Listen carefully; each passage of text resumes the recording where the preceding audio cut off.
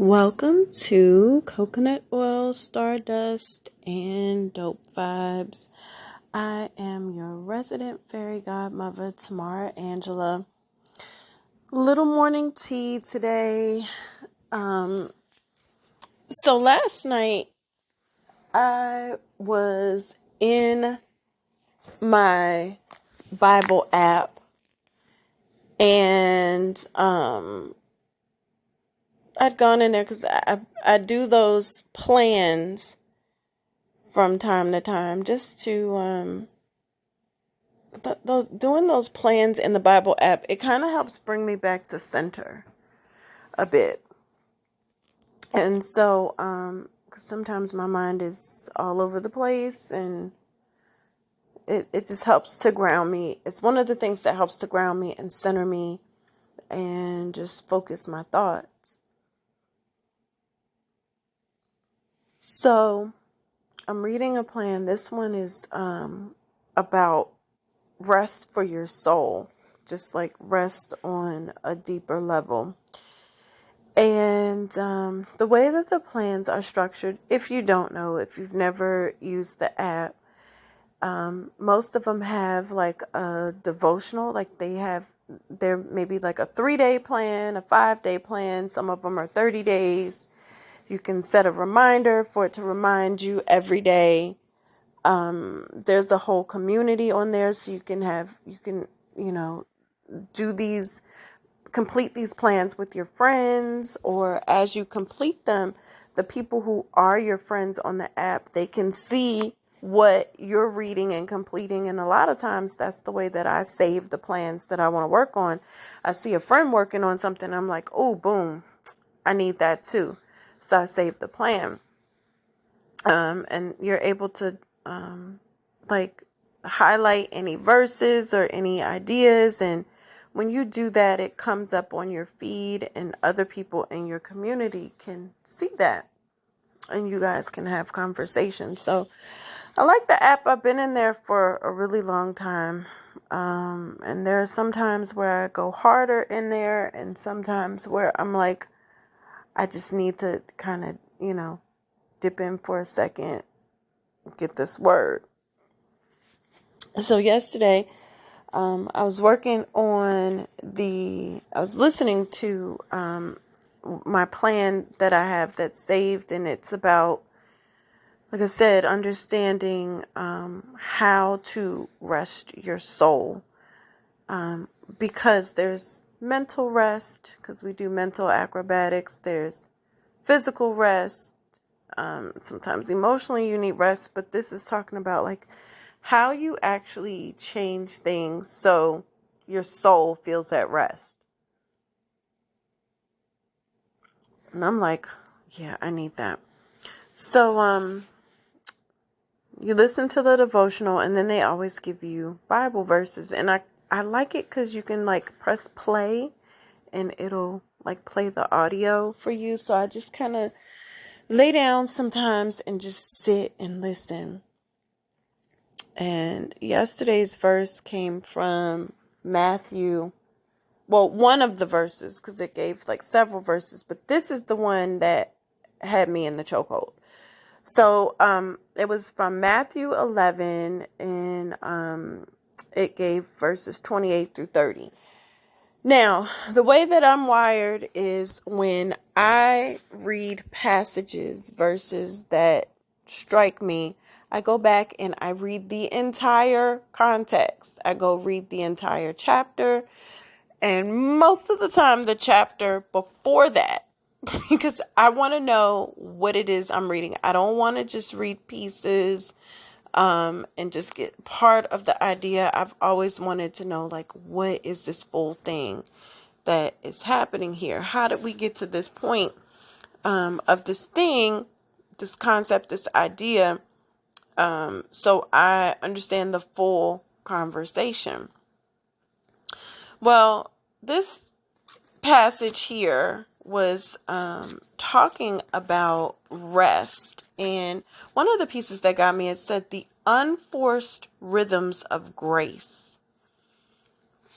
And it's basically Jesus talking about like telling, some disciples and telling some of the people that are there in this space, like, look, y'all over here battling and fighting. I said, come over here with me, because Jesus is an incarnate of God's energy. He says, come over here. Like I told you, you don't have to do all of that. You don't have to do all this battle. The rest is right here. Like if you give yourself grace and you cool out, this battle is fought. He's basically asking them to like chill. Don't go do any extra because you might mess it up. So all of a sudden I said, because these pieces stick out. Take rest. Recover your life. Come to me and recover your life. I won't lay anything heavy or ill-fitting on you. I'm not going to give you any more. There's already stuff that is happening that you're enduring. You don't need extra. Recover your life. Live freely. Come to me so you can live freely. There's a part in there where it says, come to me and give me this stuff. I said I'm right here. And so it made me think of there's an old adage, especially in the Black community, that says, oh, God gives his hardest battles to his strongest soldiers. So I'm like, wait a minute. Because what I'm reading right here, Jesus said, look, you've been out here fighting. Come sit down. God, I'm bringing God energy. I'm going to handle this. Have a seat. So I start just going back through some verses. I start searching because in the Bible app, you can do a search for like keywords and stuff. So I start doing searches. I'm like, what does God say about your battles? And all the verses I come on is like, give it here so you can rest. Give me the stress. Give me the trouble. Give it here. Lay your weapons down. Stop. Rest. Abide in me. God is always in these passages that I found sitting here with open arms and saying, get over here. I'm going to put my arms of protection around you because it's crazy out there. I did not find the passage that says God gives his strongest battles to the strongest soldiers. That's nowhere in the Bible. Then I went and I said, let me just do a Google search of that term. Like maybe even where that ideology came from. And what popped up was that it's not even, and these are biblical scholars, and theologians who basically were just like, that's not in the Bible and it's not even a biblical concept. It is something that, I'm going to chalk it up to like maybe old wives' tale kind of things. I mean, I guess it kind of falls in that category. But it was something that someone made up at some point to justify the stress that they were going through. It's like, well, God loves me. And if God didn't love me, God wouldn't trust me with this battle. So if God gave me this battle, it must mean that I'm strong. Even that way of thinking is not in the Bible. I couldn't find it. What I found were passages that said God gave us free will. God made this place, gave us God energy, and we fumbled it. We fumbled the God energy and started funneling it into our own egos and our own power trips. And God said, well, I'm not going to renege on what I said. I gave y'all this free will or whatever. Y'all talk amongst yourselves down there. Do what you do. But when it gets too out of hand, I'm going to erase it like an Etch-a-Sketch. We're going to clear it out. Because sometimes y'all get too out of hand. And I can't even go back to the factory default settings. We just going to have to clear it on out. And I'll make another. Because I'm God. And that's what I do. And we're going to reset this until y'all get it right. And that reset has happened a couple times. I feel like we getting ready to be on another reset. But anyway, these passages all are God calling you back and saying, I let the reins go. I put y'all out here. You can think for yourself. You can act for yourself. I tell y'all all the time, my grandfather used to tell me, you can, but should you? And that's kind of how God is. God is like, you can do all these things. Should you do it? And we've got free will to act and think on our own. And we're supposed to call back God's energy and act through that. Right? And act through God's grace. But we don't all the time. Because we're what? We're human. We're flawed. We have free will.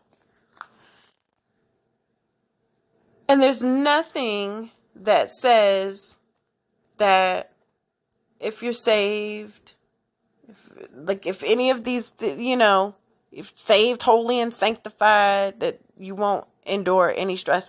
That's not in the Bible either. At all. As a matter of fact, when you get saved, they tell you that it's a protection and a covering. It's not a fail-safe from stress. Because life, on this ghetto planet, these are Buddhist principles as well that help us to understand that life has stress, it has transformation, it has changes. Things aren't always stable, and we're going to go through things because that's the nature of things. Also, we're going to go through things because what? Everybody has free will, and everybody doesn't choose the right thing all the time. And sometimes when you don't choose the right thing, it affects other people. So we have all of that occurring. And God knows this and says, you know what? Some of y'all folks, because I don't believe God claims everybody all the time. Sometimes I think God is just like, whoa, child, I don't want that over there. I did not do, I made that, but I did not do that. That's your people. God is like, your folks out here running amok. And I'm not going to put my hand down and stop it, because I also believe God understands the concept of karma and lessons. And God is not here to put us on marionette strings like some puppets and orchestrate the world. Like, God isn't this just, God isn't the Wiz.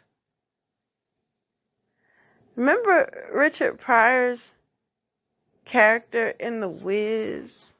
That's not God sitting out here orchestrating things, making stuff happen just for their entertainment. It's crazy. I don't know what God you serve, but I wouldn't. Like, that's not, that doesn't even make any sense. And so God is like, I am a shelter in the storm. Like, I am shelter. I am reprieve. You deserve rest. And I find that so refreshing that biblically that's there. Says, sit down. My grandmother used to tell me, and I know I repeat these things over and over, but I get the messages now. She used to say, your blessings aren't gonna take time to hit a moving target. You've got to sit down. You can't ask for things and then be so busy and so blocked that you don't pay attention to receive or perceive your blessings. You can't. You've got to sit down. You've got to rest. You've got to reset. You've got to recharge. You've got to pause. You've got to, and sitting still is doing something. I'm going to repeat that till the end of time. Sitting still is doing something. It is an action. It actually takes energy for you to sit your body still. That takes inertia. That takes energy to do. So I don't know. I read this passage and it was refreshing to see God say, sit down. Like, get over here and have a seat. I already know you're going through something. I'm not going to give you no extra. That wasn't me. That wasn't me loading that up on you. You know who it is, though? Sometimes it's just you on a crash course collision of free will with somebody else's free will. And sometimes all those things just come crashing down all at one time. And sometimes it is you receiving all of the result of the actions that you've already set in motion. So it's like those dominoes.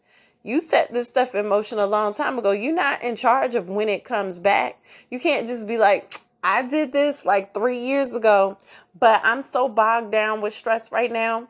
No, I'm not going to receive the reaction and the results of some stuff I set in place 3 years ago because I'm too stressed right now. You don't get to do that.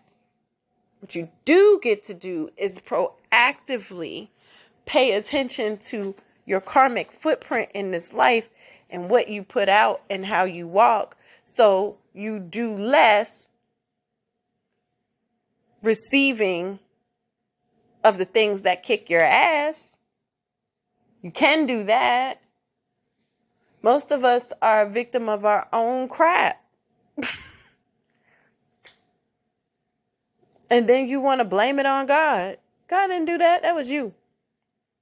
It was you and your poor decision making and your lack of social skills and your lack of critical thinking skills all day long. All day long. That was you. That was you picking all the wrong people in your life and then being mad at the outcome. That was you. That was you not tuning into your intuition and choosing a life with your lights out. That was you.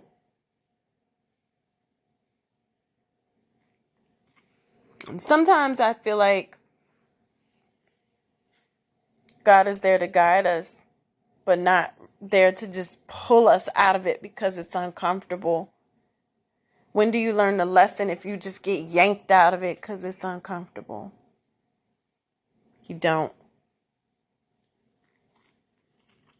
And then what happens? You do it again. You do it again. So I just want to, I want us to not shun these religious text. I don't think the way to God is by scrapping everything that's religious. I think the answer is to learn how to read and interpret for yourself, including historical context. You cannot read something like the Bible and not understand actual history. Like, when I went back and read Romans and started reading Romans, I had to go back and, as I'm reading the text, go start researching the Roman times when that part was taking place in the Bible. What did life look like in Rome over there at that time? Oh, now you understand the wars that were being waged and international trade and all of those things that were happening at that time, and how it plays into the decisions made in that text and the mindset of the people who lived at that time. They only had capacity for what they knew. You can't just read that on its own and then just let somebody tell you what that is. You've got to do some research. History is sitting here staring at us. This is why doing things like critical race theory and stuff like that, you can't just go erase stuff. People have to know the context in which things occurred so they can get the full scope of something, so we can either not repeat it again or we can make it better. You have to understand the scope in which people were dealing with women at the time to understand why the Queen of Sheba was called the Queen of Sheba one time in the Bible, and why the rest of the time she's referred to as the Queen of the Dark Place. And why she's barely referred to in the Bible as it is, and why she's vilified basically in Jewish text. And why she is honored in Ethiopian text. Same woman shows up in all these different places looking different. Perspective and historical content. Research. We cannot continue to be so ignorant with so much information at our fingertips. We can't. It's killing us. It's killing us. And it looks crazy. It looks so crazy to have so much information at your fingertips and you won't tap in and use it. It looks absolutely insane. Insanity. We don't grow. We don't move. We don't transform when we operate that way. Nothing happens when we operate that way. And so I just wanted to kind of free somebody this morning for whenever you listen to this, and let you know that there are unforced rhythms of grace, and that God wants you to come and sit in their loving embrace and take rest and recover your life and live freely and relax. Set your weapons down, because God's working it out for you. And God's moving things in a way that if you sit still enough, you can listen and you can perceive and you can see where those chess pieces are moving. So then you can come through, learn the lesson, and make the moves indefinitely that help you to live a more enriched life.